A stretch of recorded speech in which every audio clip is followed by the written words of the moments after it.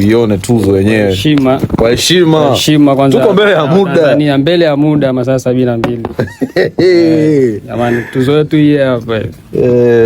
Kama mnavyoona no fake detail. Noma. Hii tuzo ina maana gani kwenye kile ambacho unakifanya? Ina maana kubwa sana brother, kwa sababu kwenye safari yangu tokea naanza kama unavyojua unakuwa na changamoto nyingi sana. Kwa hiyo mimi mpaka kuja kupokea hii mimi mwenyewe kwanza siamini. Acha. Ni siamini, naona kama vile ni ndoto ambayo yani noma sana. Kwa hiyo ni kitu kikubwa sana kwangu.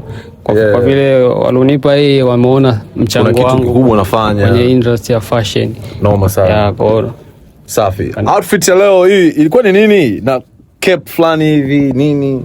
Hii ni style fulani tu ambayo iko mbele ya muda. Hii ya mwaka gani sasa? 2099. 2099. Hii kofia umetengeneza na nini? Kitambaa cha hichi ni kitambaa tu ambacho ilikuwa ni kama, kwa sababu mimi ni mtu ambaye anaingia machimbo. Nikaokota, ilikuwa ni gauni tu fulani.